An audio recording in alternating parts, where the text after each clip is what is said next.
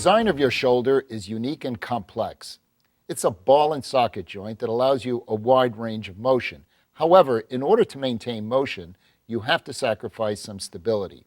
It's this combination of mobility and potential instability that makes your shoulder vulnerable to pain and injury.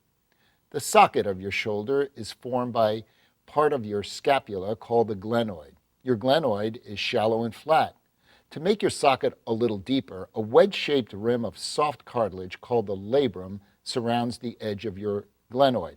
The labrum gives your humerus, that is the ball portion of your shoulder, a slightly deeper, more stable socket to rest in. When you move your arm or have a direct injury to your shoulder, that soft labrum can get caught between your glenoid and humerus, and when this happens, your labrum can tear. As a tear worsens, it can create a flap in your labrum that gets caught within your shoulder. Labral tears are frequently associated with shoulder instability, that is, subluxations or dislocations. Tears are a common source of pain and a catching sensation in your shoulder. Today, we're going to take a more in-depth look at the parts list of your shoulder and how you can tear your labrum. We're going to look at labral tear symptoms and how they affect your daily life, how we evaluate and fix labral tears, the recovery process following a labral repair, and finally, how to minimize your risk of re-tearing your labrum. Let's take a look at the parts list. Here's the socket, the shoulder blade, the ball that sits in the socket, the arm, above the ball, a bone called the acromion that's connected to the collarbone. Again, just to orient you, here's your mouth, nose, eyes, your armpit. This socket, the bony socket, is rather shallow, and it's made deeper by this structure called the labrum. And I'm going to just draw the labrum here in 3 dimension. Here's the labrum, and here's the middle of the socket. Again, labrum, which means lip in Latin.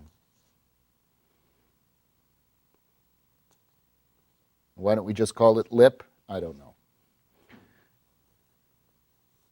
Now, if we just take the ball out of the socket and simply look at this labrum, it looks something like this. We'll make it larger, shoulder blade,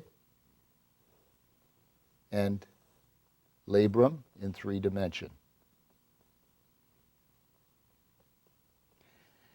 If we take this socket and draw a line through the middle like this, there are injuries of the labrum that are in the top or superior portion that we call slap lesions. And then the injuries in the inferior or bottom portion, we call them bankart lesions. Bankart, that's named after a Dr. Bankart that wrote about these types of tears or lesions. And SLAP stands for, ready for this? The S stands for superior. In other words, the tears that are in the upper part or superior. The L stands for labrum. The A stands for anterior, that is the front. And the P stands for posterior or the back. So these are tears or lesions that are in the upper part, superior. They involve the labrum from anterior to posterior. The most common SLAP lesions are those that are a little bit in the back here. And the most common bankart lesions are those that are in the front, about here.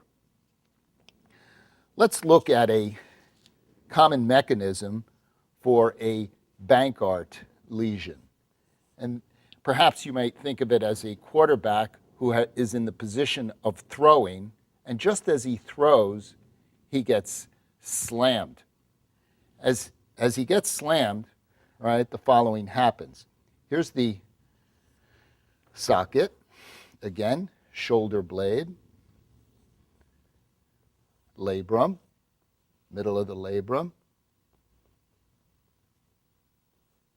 Here's the ball, and again, the arm is in an elevated position.